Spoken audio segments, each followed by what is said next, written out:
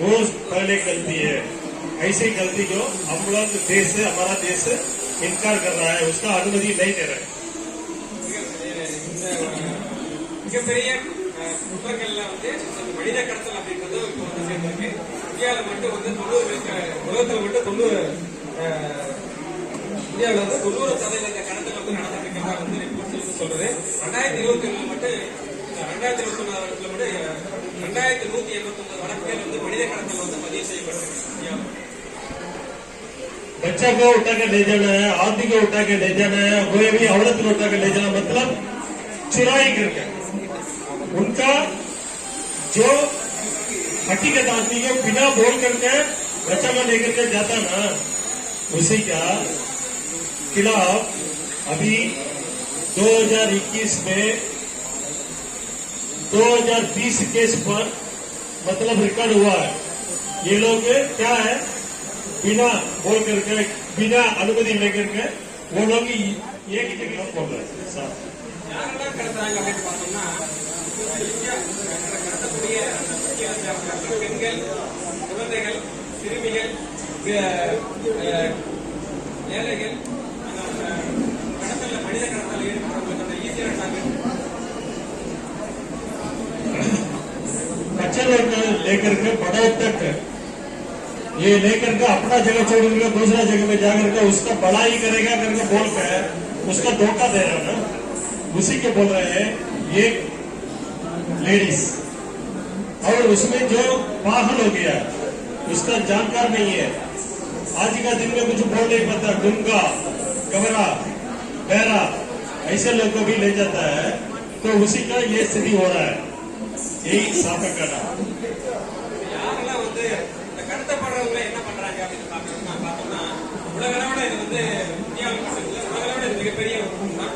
கடத்தப்படுறவங்க என்ன பண்றாங்கன்னா 3 பாலியல் ரீதியான தொழில்களுக்கு பயன்படுத்துறது, விபச்சாரத்தை உட்படுத்துறது, சமூக மற்றும் மத ரீதியான பழக்கங்கள் கொண்ட பாலியல் ரீதியான கொடுமைகள். அது பார்த்தீங்கன்னா வச்சுங்களேன், நம்ம கோயிலில் வந்து சில பெண்களை வந்து அப்படியே அது வந்து மத ரீதியாக மதம் சார்ந்த கோயிலுக்கு கொண்டு விட்டுருவாங்க. அப்புறம் வந்து சுற்றுலா தலங்கள்ல வந்து கொண்டு போயிட்டு சுற்றுலா தலங்கள்ல வந்து சிறுமிகளை வந்து ரொம்ப ஏழை பிற்புலம் கொண்ட சிறுமிகளை வந்து சுற்றுலா தலங்கள்ல வந்து பாலியல் ரீதியான தொழிலுக்கு பயன்படுத்துவாங்க. பெண்கள் மற்றும் குழந்தைகளை சிறுமிகளை வைத்து சிறுவர்கள் வைத்து ஆபாச படம் எடுத்தல், இந்த மாதிரி வந்து போர்னோ சம்பந்தமான விஷயங்களுக்காக வந்து பாலியல் ரீதியான விஷயங்களுக்காக மனித கடத்தல் நடத்தப்படுது। ऐसे जनक लोग के बाद से लेता है ना, उससे कार्रवाई जो कर रहा है वो कानून के खिलाफ कर रहा है। ये के लेके जाकर के अपना बच्चा नहीं समझता है, उसका अंग के जितना भी है उसका बाल कट करके उसका बिक्री करना, और मंदिर में जाकर के किसी को छोड़ देता है और ये मंदिर देखेगा करके बोल करके छोड़ देता है। और एक प्लास्टिक बोलते हैं हिंदी में, इंग्लिश में, हिंदी में क्या बोलते हैं उसका गलत से बोलते हैं बता देगा वो रंडी बाजी। वैसे भी करने के लिए कई बच्चे लोग को बड़े को छोड़ देते हैं और उनका जिंदगी बर्बाद हो जाता है। ये ना बात, ऐसी बात अगर होती है हमारा घर से ऐसे हो गया तो अपना कानून कोड पर आइए, बचत करने के लिए हमें ठीक होगा। வேற எதுக்கெல்லாம் பயன்படுத்துறாங்கன்னு பார்த்தோம்னா சட்டப்படியான விஷயங்கள் பார்த்தீங்கன்னா மைக்ரன்ட் வந்து சட்டப்படியான பணி செய்வதற்காக எல்லாமே வேற எதுக்கெல்லாம் பயன்படுத்துறாங்க, ரொம்ப நாட்டுக்கு திருடி வைக்கிறதுக்காக போதை பொருள்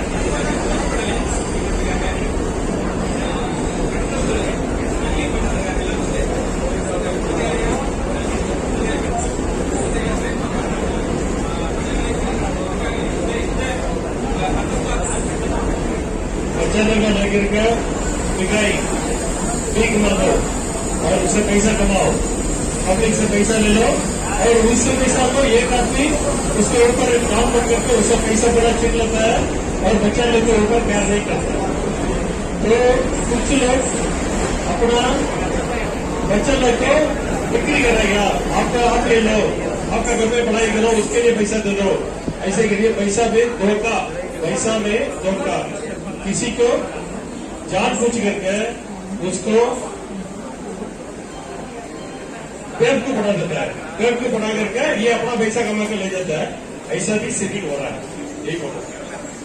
கடத்தப்படுறது எதுக்குன்னா உழைப்பு சுரண்டல் பார்த்தீங்கன்னா பாலியல் ரீதியான சுரண்டல் இல்ல வேற அவங்களோட ஹியூமன் ஆர்கன்ஸ் உழைப்பு சுரண்டலும் பண்றாங்க. உழைப்பு சுரண்டல் என்னன்னா கத்தரிகளை வச்சுக்கிட்டு வீட்டு வேலைகளுக்கு உபயோகப்படுறது, டொமஸ்டிக் அப்படிங்கிறத யூஸ் பண்றது, விவசாய வேலைகளுக்கு பயன்படுத்துறது, கட்டிட வேலைகளுக்கு நீங்களா பார்த்துருக்கீங்க. நிறைய ப்ராஜெக்ட்ஸ் வந்து நடந்துட்டு இருக்கும். அது கட்டிட வேலைகளுக்கு வடமாநில வேற எங்கேயாவது வேற கடத்திட்டு வந்து பயன்படுத்துறது, நெசவு தொழிலுக்கு, மீன் மற்றும் இறால் ஏற்றுமதி உற்பத்திக்கு, இந்த மாதிரி தொழில்களுக்கெல்லாம் வந்து உழைப்பு சுரண்டை உழைப்புக்காக கடத்தி கொண்டு வரப்படுறாங்க. तनख्वाह पे कम करके यहाँ का लोग प्रयोग नहीं करता है, बाहर से जो आ रहा है गरीब आदमी है, गरीब लोग है, उसको दे करके ये कमाओ, ये काम करो, तुमको इतना पैसा दे करके अगर मान लो 50 रुपये देने की जगह पर वो 30 रुपया देगा, मतलब कम करके दे देगा। बड़ाई वाला वो है, लेकिन नुकसान उनको पहुंचेगा। ऐसी जो हो रहा है उसी को हम लोग बंद करना चाहता हूँ। அது மட்டும் இல்ல, வேற என்ன, வேற நமக்கு இதெல்லாம் வந்து வலுக்கட்டாயமா பண்ற விஷயங்கள். வலுக்கட்டாயம் எல்லாமே நம்ம சமாஜத்தின் பேர்லயே நம்ம சமாஜத்தினோட பேர்லயே அதெல்லாம் என்னன்னு பார்த்தோம்னா திருமணம், தத்தெடுப்பு, அடாப்ட் பண்ண குழந்தை தத்தெடுத்துக்கிறது, குழந்தை தத்தெடுக்கிற மாதிரி விஷயங்கள் நடத்தி தத்தெடுப்பு கூட மாதிரி குழந்தைகளை கடத்துவது, போலியான தத்தெடுப்பு. அதே மாதிரி அந்த ஆபத்தான விளையாட்டுகளுக்கு வந்து உட்படுத்துறது, இந்த மாதிரி விஷயங்கள்ல வந்து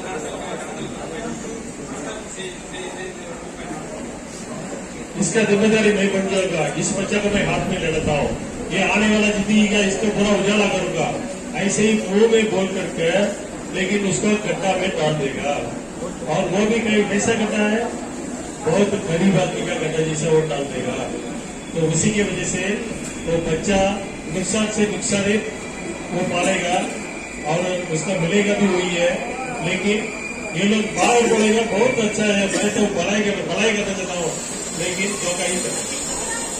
கடத்தல் எப்படிலாம் நடக்குதுன்னு பார்க்கலாம். கடத்தல் எப்படி நடக்குதுன்னு பார்த்தோம்னா, அவங்க வந்து நம்ம வெல்விஷர் மாதிரியே வந்து பேசுவாங்க. நம்ம வீட்டுல நம்ம வெல்விஷர் மாதிரியே வந்து நம்ம குடும்பத்துல அப்பா கிட்ட அம்மா கிட்ட பேசுவாங்க. நம்ம வெல்விஷர் மாதிரி பேசி நம்ம குடும்ப கஷ்டங்களை தெரிஞ்சுக்குவாங்க. ये जो भी है ना, ऐसे काम करने वाला पहले कैसे आकर बात करेगा, घर में आकर के भाई नमस्ते नमस्कार, आपका बच्चा क्यों ऐसा है, उसको थोड़ा बड़ा कर देता हूँ, आप क्यों इतना चिंता कर रहा है, छोड़ो बच्चा को मेरे पास दे दो, इसको मैं फलाना जगह में भेजूंगा और इतना कमाई करेगा, वो पैसा तुम्हारा घर का आ जाएगा, तुम्हारा घर आनंद रह जाएगा, खुशी मिल जाएगा। ऐसी बोल करके धोखा वाला बाज पता करके उनका बाबू से और माँ से बच्चों को लिखित में लेकर के दे देगा। लेकिन यहाँ पर कट्टा पे गिरा देगा करके माँ बाप का नहीं मालूम है, लेकिन कट्टा पे गिर जाता है तो उसका नुकसान शिक्षा बच्चा का नुकसान। உள்ளூர் பிரமுகர்கள், உள்ளூர்ல பெரிய மனுஷங்க மூலமா வந்து நம்ம அப்படியே அப்ரோச் பண்ணுவாங்க. இந்த மாதிரி குழந்தைகள் கொடுத்தாங்களா, இல்ல வந்து இந்த பையன் ரொம்ப கஷ்டப்படுறான், இவனுக்கு நான் வந்து நல்ல ஒரு ஃபியூச்சர் அமைச்சு தரேன் அப்படின்னு சொல்லி உள்ளூர்ல இருக்கிற பிரமுகர் மூலமா நம்ம அப்ரோச் பண்ணுவோம், நம்ம ஃபேமிலி அப்ரோச் பண்ணுவோம். मतलब उस क्षेत्र के कोई बड़ा आदमी है, ये बोलेगा तो मानेगा करके उस आदमी के ओर पर तो बच्चा का हमको परफॉर्मेंस दे दो, हम देखेगा, हम स्वागत करेगा, हम उसका अच्छा काम करेगा, अच्छा दिलाएगा, उसका जिंदगी उजाला करेगा, ऐसे बोल करके मांगेगा, तो भी उसमें भी आप लोग खतरा से दूर में रहो। பேருந்து மற்றும் ரயில்வே நிலையங்கள்ல பஸ்ஸஸ்ல ரயில்வே ஸ்டேஷன்ல எல்லாம் வந்து தனியா இருக்கிற பெண்கள் கிட்ட குழந்தைகள் கிட்ட வந்து ரொம்ப அக்கறையா பேசி அவங்களுடைய குடும்ப சூழ்நிலையை பின்பற்ற தெரிஞ்சுக்கிறது, அவங்களோட மறுபடியும் தொடர்பு ஏற்படுத்திட்டு அவங்கள வந்து அட்ராக்ட் செய்யணும்.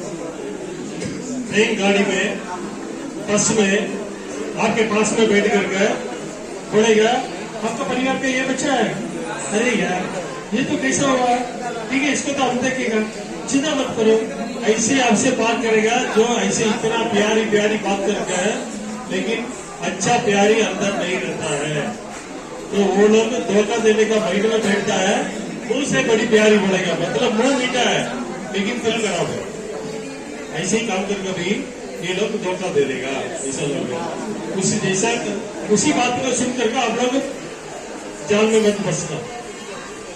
குழந்தைகளை வந்து ஸ்கூல்ல விளையாடுற இடத்துலயோ இல்ல பிளே கிரவுண்ட்ஸ்லயோ வந்து அவங்ககிட்ட ஃப்ரெண்ட்ஸ் மாதிரி பேசி அந்த குழந்தைகளை வந்து அவங்க பிரெயின் வாஷ் பண்றது, இல்ல குழந்தைகளோட அந்த அவங்களுடைய பொழுதுபோக்கு, இல்ல அவங்க என்ன சாப்பிடுறாங்க, என்ன விஷயங்கள் பண்றாங்க தெரிஞ்சுட்டு அதுல வந்து அக்கறை காட்டுறதையும் இல்ல அவங்களுக்கு வந்து ஈடுபாடு கொடுக்குற மாதிரியும் நடந்து அந்த பசங்களை வந்து बच्चे का एक एक हरकत को देख करके वो खेल रहा है, ये खेलने में जगह में बात ஓகே இல்லைன்னு சொல்லுங்க. அடுத்து வந்து லெட்டர் இருக்கணும், யூரினல் இருக்கணும், வாஷிங் ஃபெசிலிட்டிஸ் இது எல்லாமே இருக்கணும். அது எத்தனை பேருக்கு சொல்றேன் உங்களுக்கு, ஓகேங்களா சார்? இது சொல்லிடுங்க சார். रोज का जरूरत है, एक आदमी जो उठेगा तो मुंह हाथ धोएगा, बाथरूम लेटरिन जाने का, नहाने का, एक जो है हर घर में हर जगह पर नौकरी ले रहा है, वो लोग आपको उसका व्यवस्था करके देना है। अगर वो भी नहीं है तो इसी लेबर ऑफिस में आप कंप्लेंट कर सकते हैं, अगर वही आगे का कार्रवाई करेगा। ஒரு 20 பெண்மணிகள் இருந்து உங்க கூட வந்து இருந்தாங்க, வேலை செய்யறாங்கன்னு வச்சுக்கோங்களேன். அப்ப வந்து கிரீச்சர்ஸ் சொல்லக்கூடிய குழந்தைகளை பாதுகாக்கக்கூடிய ஒரு கிரீச்சர்ஸ் இருக்கணும். அங்க வந்து 2 ரூம் இருக்கணும், ஒன்னு குழந்தை தூங்க வைக்கிறதுக்கு, ஒன்னு குழந்தைங்க விளையாடுறதுக்கு. இது இருக்கான்னு வந்து பாத்துக்கலாம். वही अपना परिवार के साथ आ गया, मान लो एक आदमी, उनका पत्नी और एक बच्चा, अगर तीनों आ गया 30 तो बच्चा लोग फैमिली अगर रहेगा तो उसका देखने के लिए एक कमरा बना हुआ रहेगा, उसी में बच्चा को पालन करना देखना है। वो भी नहीं है तो ये भी बोल सकता है। ரெசிடென்ஷியல் அகாமடேஷன் வந்து ஒரு குடும்பத்துக்கு அந்த 10 ஸ்கொயர் ஒரு குடும்பத்துக்கு வீடு கொடுக்கணும். 3 குடும்பத்துக்கு இருக்கிற மாதிரி 3 வீடு கொடுத்தாங்கன்னா ஒரு காமன் லெட்டரின் ஒரு காமன் பாத்ரூம், அதாவது யூனிட் தனியா இருக்கணும். गवर्नमेंट जहाँ पर आप लोग रहता है, जहाँ पर जिंदगी में इसी जगह में भी आप लोग अपना कार्रवाई कर रहा है, काम कर रहा है, अपना कमाई कर रहा है, तो वहाँ पर लेट्रिन बाथरूम का फासला भी होना चाहिए। वो लेडीज का एक जेंट्स का, मतलब उसका यूज करने का लायक भी रहना है, उसमें सुरक्षित भी रहना है। 10 பேருக்கு மேல வந்து ஒரு ஃபேமிலியில வரல, தனியா வந்திருக்கீங்க. இப்ப நீங்க இருக்கீங்கன்னா வச்சுக்கோங்களேன், 10 பேருக்கு தான் ஒரு ரூம் தரணும். 10 பேருக்கு வந்து மேற்பட்டு ஒரு ரூம்ல வந்து டம்ப் பண்ணி வைக்கக்கூடாது. அந்த 10 பேருக்கு சேர்த்த மாதிரி ஒரு லெட்டர் ஒரு யூனிட் இருக்கணும். 6.5 மீட்டர் ஸ்கொயர் ஃபீட் சொல்லுவாங்க, 6.5 மீட்டர்ஸ்। 10 आदमी का एक जहाँ पर कट्टा रहता है उसका एक बाथरूम एक टॉयलेट है, वो अलाउड है।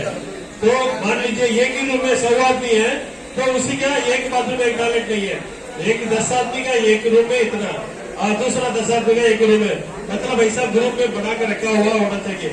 अगर नहीं है तो उसको भी आप कर सकता है, मतलब सर हमारा यहाँ पर रह रहे हैं, काम कर रहे हैं, इसका तनख्वाह भी मिल रहा है लेकिन यहाँ रहने का सुविधा नहीं है, बोल सकते हैं।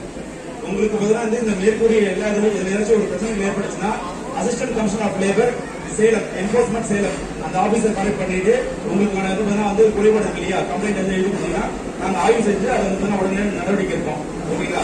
इसका बारे में अगर कोई शिकायत कर रहा है तो आप लोग ये नहीं सोचना किसको दो भाई, ऐसा नहीं। असिस्टेंट कमिश्नर ऑफ लेबर और इसमें आप शिकायत कर सकते हैं, आप अपना प्रमाण पत्र उनके पास जमा कर सकता है, उसका कार्रवाई वो लोग करेंगे। அப்புறம் இந்த மெடிக்கல் ஃபெசிலிட்டிஸ் பத்தி சொல்லிடுறேன். உங்களுக்கு பார்த்தீங்கன்னா உடம்பு சரியாம போயிடுச்சு அது மாதிரி இருக்குன்னு வச்சுக்கோங்களேன், அந்த கான்ட்ராக்டர் கூட்டு வராரு இல்லையா, அந்த கான்ட்ராக்டர் இல்ல பார்த்தீங்கன்னா அந்த பிரின்சிபல் எம்ப்ளாயர் சொல்லக்கூடிய பார்த்தீங்கன்னா அந்த ஃபேக்டரியில வேலை செய்வீங்க, கடையில் வேலை செய்வீங்க, அந்த பிரின்சிபல் எம்ப்ளாயர் இருக்காங்க இல்லையா, அவங்க வந்து பார்த்தீங்கன்னா ஃப்ரீயா தான் பார்த்தீங்கன்னா உங்களுக்கு அதாவது மெடிசன்ஸ் தரணும், ஃப்ரீயா தான் டாக்டர்கிட்ட கூட்டு போகணும், ஃப்ரீயா தான் பிரிஸ்கிரிப்ஷன் மெடிசன் தரணும். அவங்க பண்ணல அப்படின்னா நீங்களே போறீங்க, நீங்களே பார்த்தீங்கன்னா அந்த ஒரு ஹாஸ்பிட்டல் போனீங்கன்னா அதுக்கான வந்து அமௌண்ட்டும் அவங்க ஃப்ரீயா தான் கொடுக்கணும், அதை பாத்துக்கங்க. அப்புறம் ட்ரெஸ்ஸஸ் வந்து வந்து உங்களுக்கு 20 டிகிரி செல்சியஸ் வந்து குளிரா இருக்குன்னு தெரிஞ்சுன்னா அதுக்கு ஏற்ற மாதிரி வந்து உள்ளன் கிளாத் உள்ளன் ட்ரௌசர்ஸ் தரணும். 5 டிகிரி செல்சியஸ் மாதிரி இருக்கக்கூடிய ஏரியா இருந்துச்சுன்னா அதுக்கு ஏற்ற மாதிரி ட்ரெஸ் தரணும். அது எல்லாம் பார்த்தீங்கன்னா அவங்க பிரின்சிபல் எம்ப்ளாயர் தான் தரணுது. சம்பளம் தரும்போது பார்த்தீங்கன்னா பிரின்சிபல் எம்ப்ளாயர் இருக்காரு இல்லையா, அவருடைய ஆளு கூட இருந்தா மட்டும் சம்பளம் வாங்குங்க, இல்லைன்னா அது முரண்பாடு ஏற்பட்டுச்சுன்னா வந்து சொல்லுங்க, ஓகேங்களா?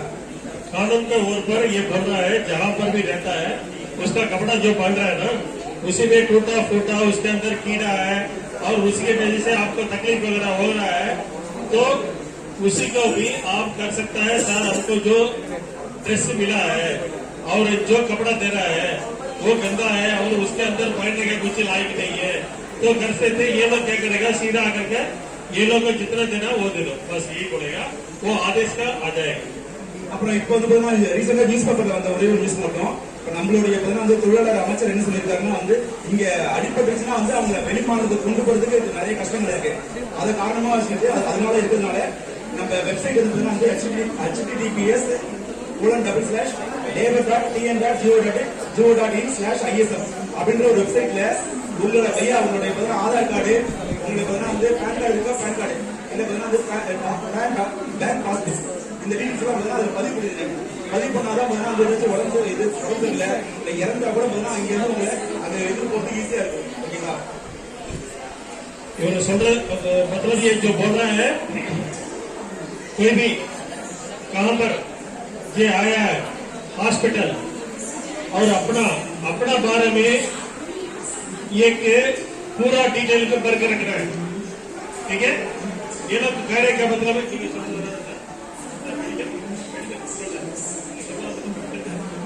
இல்ல அதாவது வந்து இன்கேஸ் ஆஃப் டெத் வந்து we have to transport the body from state of Tamil Nadu to the state of other state. அந்த டைம்ல வந்து they have to register. அது அந்த டைம்ல இல்ல இப்பவே ரெஜிஸ்டர் பண்ணிட்டோம். பதிவு பண்ணிட்டா வந்து can able to transport easily. That's it. जो कार्रवाई कर रहा है, काम कर रहा है, उसमें एक आदमी का मौत हो गया, कोई डेथ हो गया, तो उसका भी कहां से ले जाना है, हमारा बॉडी यहाँ जाना है करके जो भी है ना, उसी का कार्रवाई भी होने से हमको बताने से आगे का आने वाला कार्रवाई वो करेगा, यही बोल रहा है। Okay that's it sir. இந்த ஆக்ட் வந்து பெரிய ஆக்ட், உங்களுக்கு தேவையான சொல்லியிருக்கேன். ஓகேங்களா? So over to thank you for the days.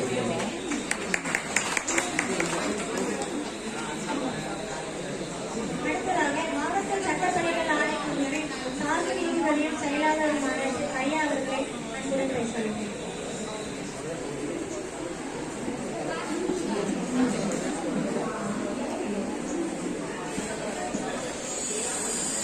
இந்த இனிய நிகழ்வை ஏற்படுத்தி கொடுத்த சேலம்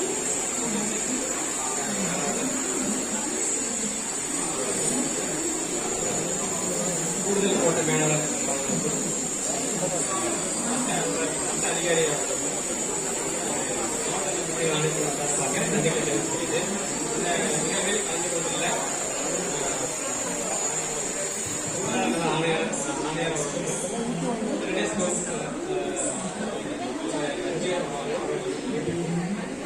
மாவட்ட புதையல் பாதுகாப்பு நல அலுவலகம்